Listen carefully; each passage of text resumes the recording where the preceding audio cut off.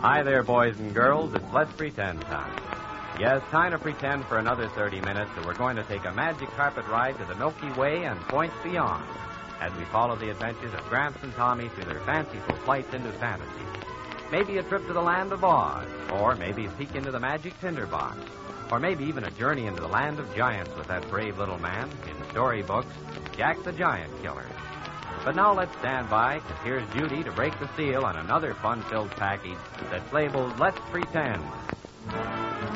Hi there, gang. This is G.I. Judy, your gal Friday again, to ring up the old Let's Pretend curtain on another jam-packed, fun-filled show.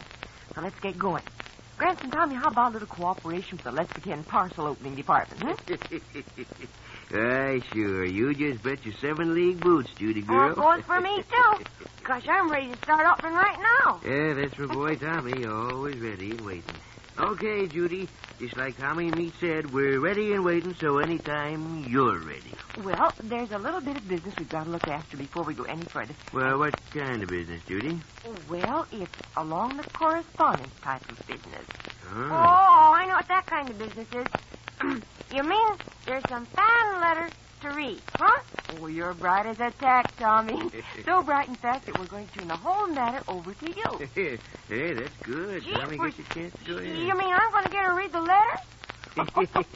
Well, correction, Tommy. Letter. You're only going to read one. And here it is. Oh, boy. Here. Quiet, everybody. Okay. It's from, Ota, Japan. Dear Judy, Gramps, and Tommy. Yes, me. I've been listening to Let's Pretend ever since it started on Saturday. I thought you had them on Mondays, too. If they are on Mondays, too, please tell me the time. Thank you. Nancy Jo McCulkey, age 9 years old. Jeepers, I'm not sure just what time they do come over where you are, Nancy. Maybe Gramps and Judy will know, though. Well, no, we don't know for sure, just when they come on, Nancy Joe. But here's one way for you to find out.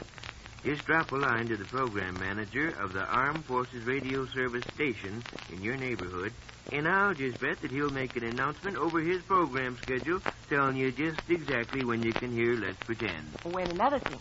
For writing such a nice letter, Gramps, Tommy, and I, we're all going to send you a picture of us for your scrapbook. Would you like that? And another thing, today's Let's Pretend story is going to be specially dedicated to you, Nancy Jo McCulkey. We hope that we're pronouncing your name right. Say, that's a mighty nice gesture, Judy. I'll say it is. Boy, what's the story for today going to be, Judy, huh? Tommy. You'll have to wait just like the rest of us. Because all this time, Uncle Bill and the Pretenders have been standing by, patiently waiting to start today's show. I'll say they have. So what do you say we give them a big hand as they come on stage, gang?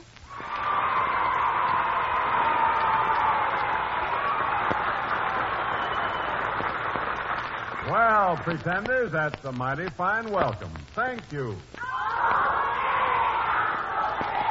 Well, are you all set for a story? Golly, Gwen Sybil, this Peppy gang means business. They certainly do, Uncle Bill, but so do we. Well, meaning we're ready for a story? As if I didn't know. Oh, you do know, Uncle Bill. But so that everyone else will, today's story is The Princess and the Pea. Good enough. And Jack Rhymes says how we'll travel. All right, Gwen, I'll tell you what. How about loading the squaws and papooses on the horses, start the old tom-toms, and head for the Navajo Trail? Well, Jack, you've got something there. As if we didn't know. All right. All set, everybody? 1, 2, 3. Big Chief Stork on the roof leads the tribe. Squaws on the litter. Deep North Wind Brownie beats the tom-toms. Down the Navajo Trail, stop at the story of the Princess and the Pea.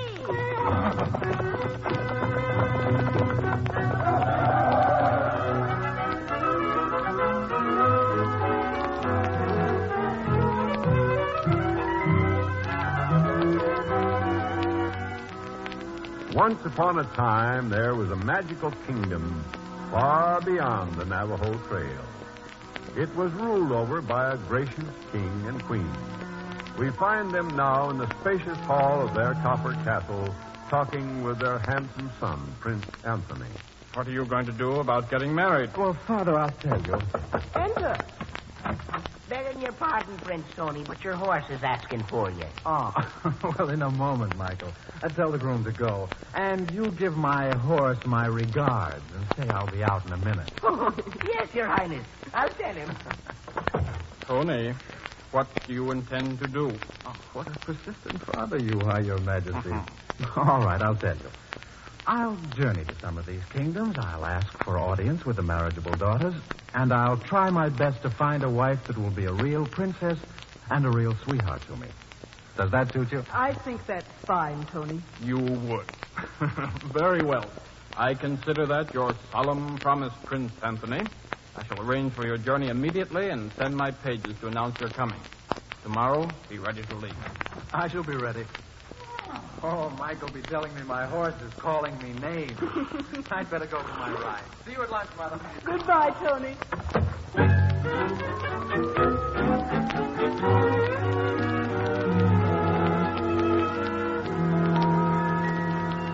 Is everything ready, Mimi? Yes, Princess Lily. Make sure now. I don't want anything to go wrong. Prince Anthony is very particular, I hear, and I don't want a single slip-up or mistake. No, Princess. The flowers, the tea, the cake, buttered scones, all nice and hot. Everything is ready. Good. Do I look all right? Is my dress becoming? Oh, yes, Princess. It's the prettiest I ever saw you wear. You are just lovely. Oh, dear, I'm nervous. Oh, I hope I don't show it. Enter. Your Highness. Well, William? Prince Anthony of Garnordia has arrived and begs the honor of an interview. Show Prince Anthony in here immediately. Yes, Your Highness. Am I all right? Does my nose shine? No. Is my hair... Give me my mirror. Here you are. Oh, dear, I'm so nervous. His Highness, Prince Anthony. No, never mind the mirror. Enter. Prince Anthony? Princess Lillian, it's kind of you to see me. Prince Anthony, you are welcome. Oh, thank you, Your Highness. Sit here, won't you? Oh, thanks. You'll have tea? Mimi. The tea. Yes, Your Highness. Was your journey pleasant? Very pleasant, thank you. The countryside is beautiful right now. Oh, isn't it? Cream or lemon? A lemon, please. Here, Mimi, to His Highness. Yes, Your Highness. Oh, Your Highness, what have you done, you idiot? Oh, it doesn't matter at all, Princess. But it does matter. Well- You spilled hot tea all over His Highness, you stupid fool. Oh, I didn't mean to. I'm so terribly sorry, Your Highness. And what good does that do? Oh, perhaps that will teach you to be careful. Now get out. Oh, Your Highness. Mayn't I serve Prince Anthony? Get out. Go to the housekeeper, get the feed to you, and don't let me ever see you again. You're quite emotional, aren't you, Princess?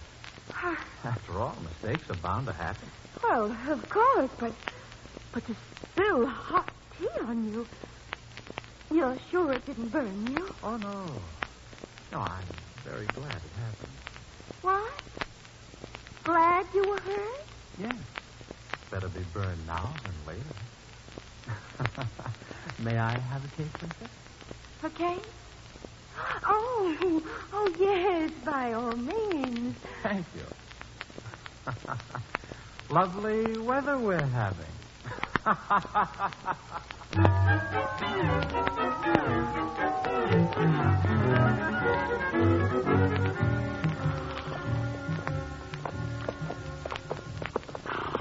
Glory be, Prince Tony, but it's a grand morning for a ride.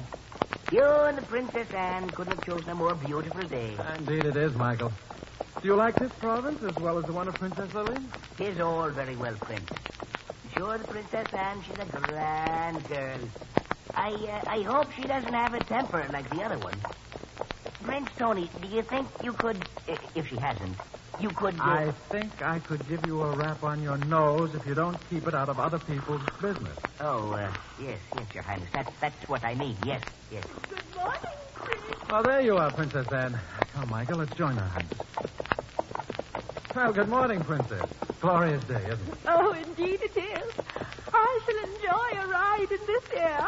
You're very punctual. Are you ready to start? Not quite, Prince. I've forgotten all my jewels. I sent the servants for them. Imagine. When I would look my very best, I shan't be a second. Oh, here you are, Fletcher. Oh, yes, Princess Anne. Did you bring my bracelet? The ruby one? Yes, Princess. Oh, yes. And my pearls? Certainly. Yes. And my crystal teardrops? There they are. Yes, they're all here. Hold the mirror higher, Fletcher. Yes. The earrings. A woman's vanity, isn't it?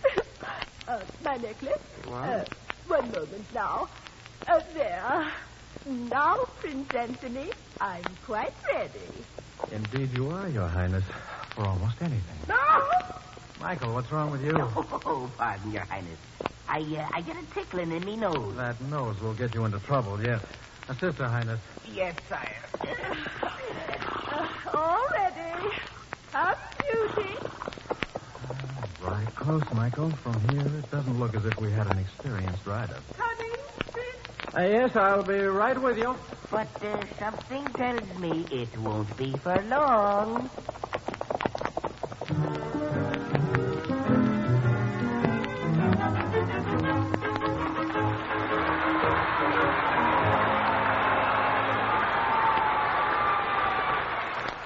That sure is a swell story.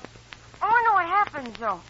Hey, Crash, do you know the ending? Why, I sure do, Tommy, but that's neither here nor there. Just what do you mean by neither here nor there? Well, you're not going to find out about it here, and seeing as how you're not there, chances are you're just going to have to wait like the rest of the pretenders in our round-the-world audience. Well, the wait won't be too long, because we still have a long way to go and not too much time to get there. So Uncle Bill and the pretenders will please begin. We'll hear what's cooking in Act 2.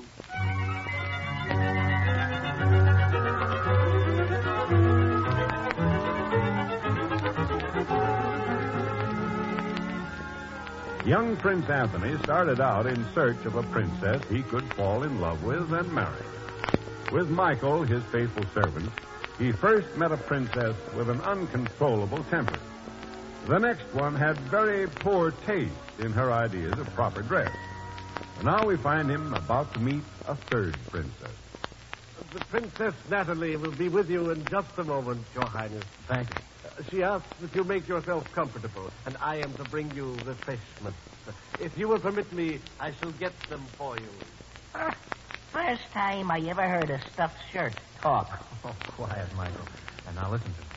After my other experiences, I'm not too hopeful about this one. Well, I couldn't say that I blame you, sir. Now, I want you to wait just outside in the hall, within calling distance, mind you. And if I call, don't let anything or anybody stop you from coming in. I'd like to see them try it. All right. Yes, Your Highness. Here comes the stuffed shirt. He is in the drawing room, Your Highness. Well, I can't leave you, Sergeant Hans. I'll be in the drawing room, and I'm not known to anyone else. Remember. Her Highness, the Princess Natalie. How do you do, Prince Anthony? I'm delighted that you decided to pay us a visit. Thank you. Do sit down. My goodness, I think I would have known you anywhere. Oh, really? Oh, yes. Only you're much better looking than I imagined. Oh, you're very kind, Princess. Oh, yes, you are. And there's no need to be so modest about it. Well... Now, you know very well they call you the most handsome prince in all the land. Oh, now... And I knew the moment I said eyes, I knew that it was perfectly true. Well, really, Princess... You know, as a rule, I never did care for handsome men. But, of course, there are always exceptions. And I'm sure you're an outstanding one. Oh, but Princess, you I really... shall never forget. Last year we had a caller, Prince, oh, well, I shan't mention any names, of course. But I declare I never saw such a person. Ah. He was handsome in a way, but oh so dull. Well, really, I just couldn't get one response from him. Have you finished your wine? Oh, no, you no. haven't. Well, as I was saying, this prince, he couldn't dance. And if there's one thing I simply adore to do, it's dance. Don't you? Yes, of course you do. And I'm sure you're a perfectly gorgeous dancer. Oh, Princess Natalie, Now, don't deny it. Well, as I was saying, this prince who visited us, he wouldn't dance, didn't care for music. I'll wager you do, though, don't you? Well, yes, I do. Of course you do. He did ride a little. Oh, that reminds me. I noticed your horse as the grooms took him away.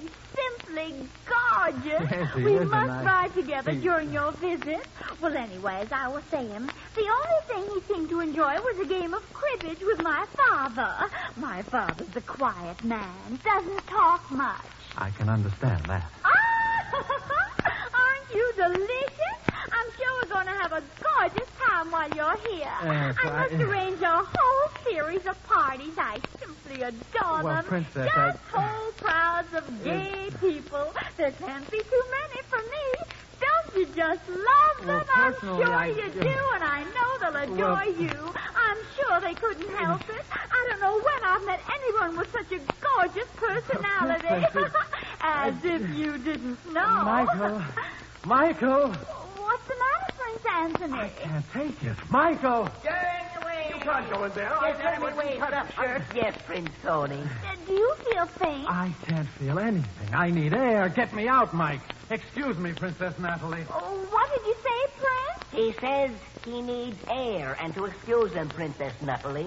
My name is not Natalie. That's what you think. Come along, Prince.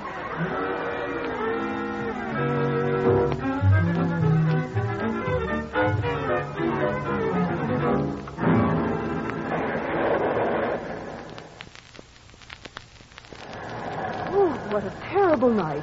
The lightning struck very close to us, I imagine. I'll close the curtains, Mother. It'll be cozy. No, it's good to have you back again, Tony, even if you haven't found a wife. Who on earth could that be at this time of night? In this storm. Oh, I'll go, Mother. Please forgive my disturbing you at so late an hour. Not at all. Come in, little lady. My dear child, come over to the fire. Your dress is wringing wet. Here, my dear, sit here. Ah, that's better. Oh, you must be frozen. I am almost. You're very kind. And this fire does feel good. Oh, dear, I hardly expect you to credit my statement. But I'm Princess Roseleaf. Princess Roseleaf. Of course, my dear girl. What happened to you? I was riding through the forest when the storm came up, and the lightning struck a tree very close to me. My horse became frightened and bolted. I could have stopped him, but the cinch of my saddle broke, so I took a tumble. Fortunately, I fell on the leaves. Then I started to walk, and forgive me, but here I am. Poor child. Tony, ring for some hot milk for the princess and send for the court physician. Oh, no, please don't. I'm quite all right, aside from being cold and wet. Yes, Your Majesty. A glass of hot milk, please. Yes, Your Highness. Now I'll stir up this fire. Make yourself comfortable, Princess.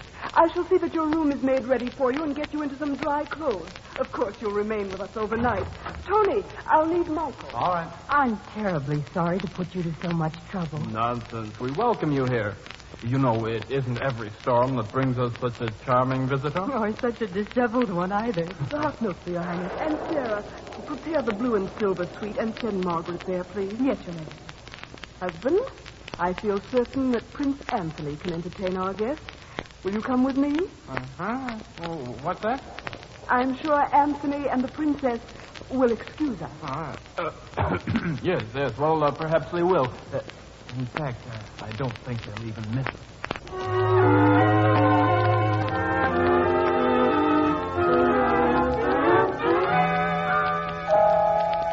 Michael. Oh, Michael. Yes, Your Majesty. Did you get the pot of peas as I told you? Oh, I did that. So why I'm chasing all over the castle looking for a pod of peas, I'll never know. Well, I know. And if my plan succeeds, as I think it will, the whole castle will have news soon. Yes, ma'am. And if the plans are for keeping me from following dizzy young ladies all over the country, I'm for it 100%. All right. Now, place the peas, just one of them, on the bed. That's it. Well, that's about where her shoulders would come to, ain't it, Your Majesty? Just about. Now, how many mattresses have you brought? What you told me to. 20, no less. What should I do with them? Put them on the bed. Well, all 20 of them? All 20. One on top of the other. Should be after needing a stepladder to climb in. Oh, my God. I'll be needing one myself for the next 5. Don't talk so much and work faster. Yes, ma'am. We'll soon know if this is a real princess. Hope I live to tell the tale. Oh, I'm so high up right now, you look like a little girl, Your Majesty. Michael. Oh, from up here, you look like a baby. Oh, don't fall, you idiot. Oh, my goodness. I'm so high, I'm sniffing mountain breezes. I should have brought me ski suit and me earmuffs. When you have them all on, come to the library and tell me.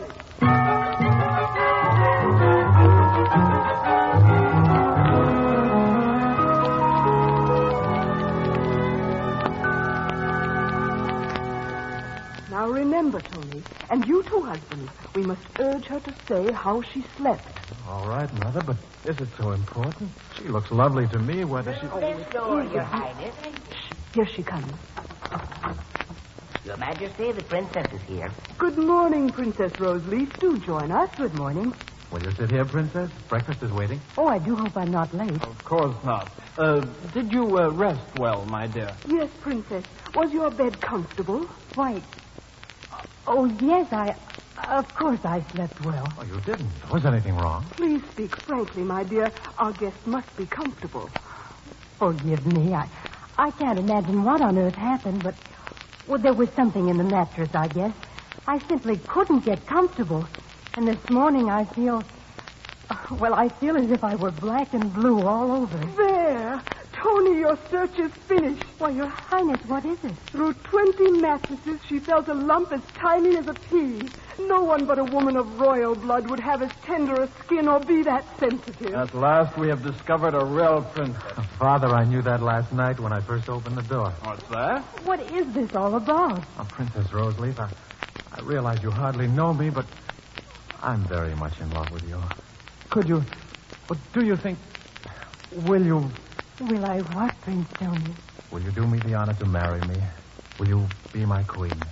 Prince Tony, my heart tells me in a moment what the years will surely prove. Does that mean you will? Yes, dear Tony, I will. Well, at last. A real princess, and a truly lovely one she is, too. Bless you, my children, and may you live happily forever.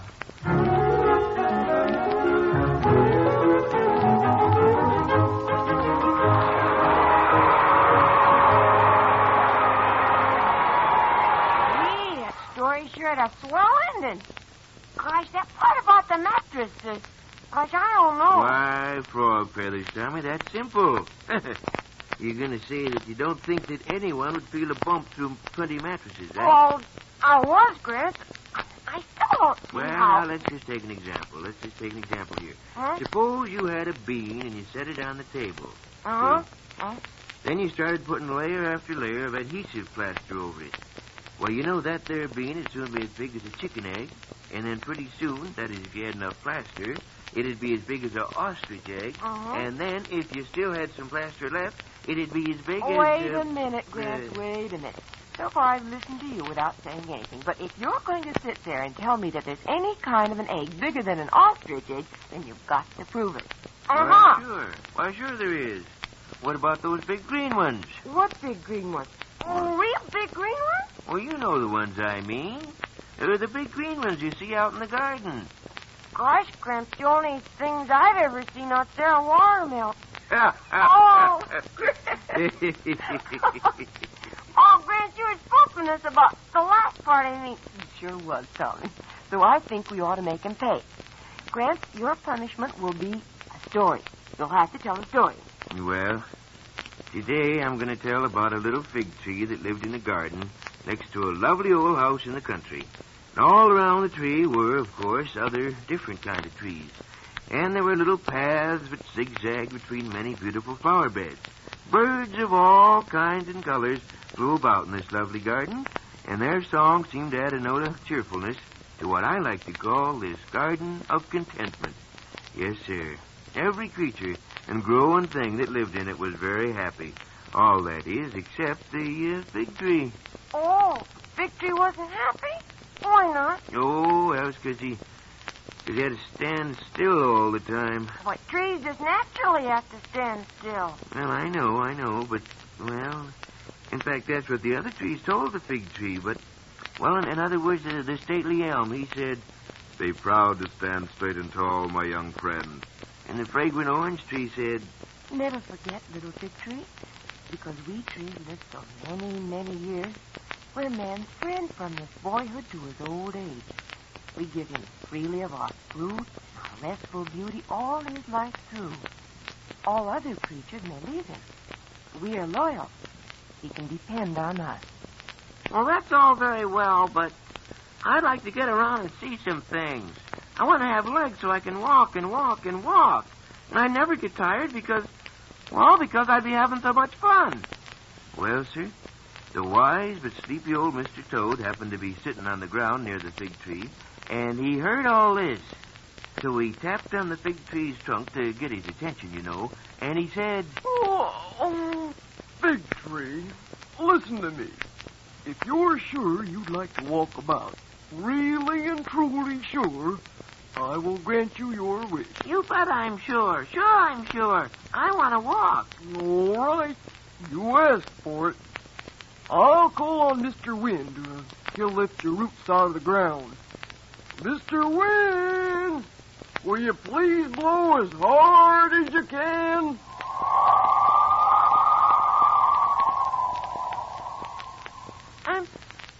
I'm out of the ground. I can walk on my roots. So long, everybody.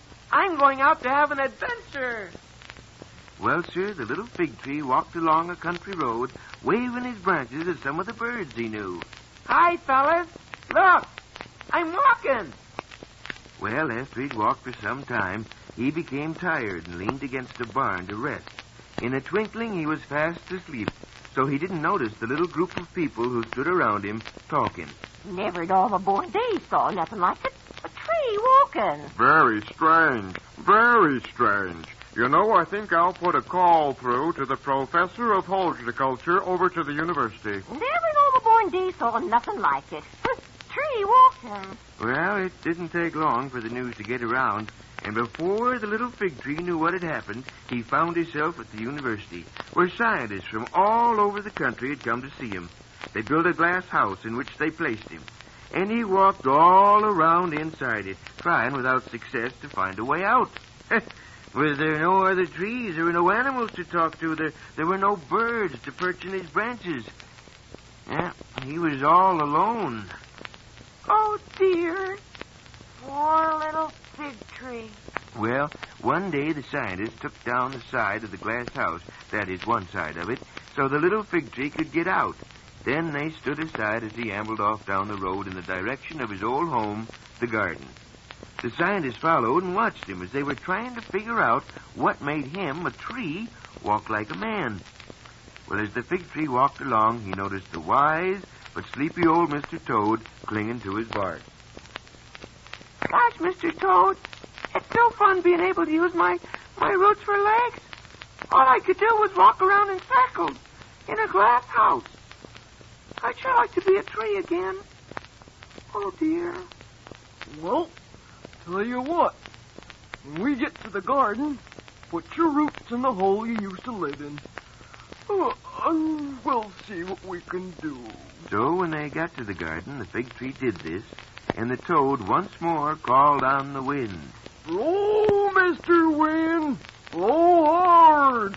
Blow the little fig tree back into the ground deep, deep, so his roots will find the moisture that'll make him grow strong.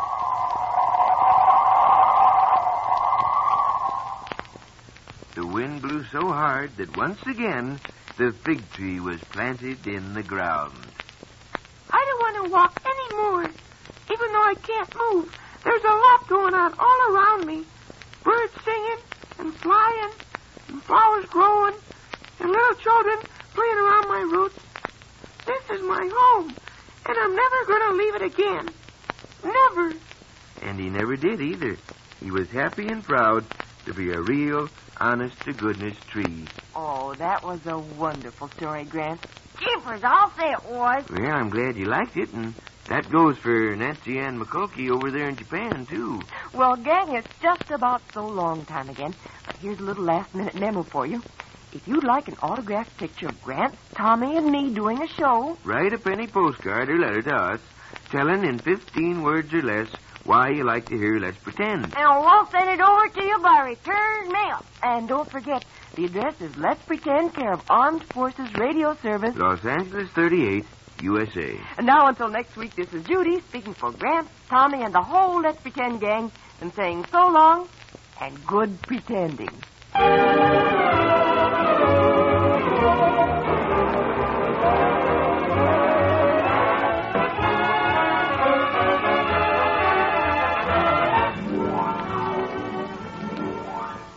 Let's Pretend was originally released by CBS, the Columbia Broadcasting System, for listeners in the United States and rebroadcast overseas for United States servicemen and women.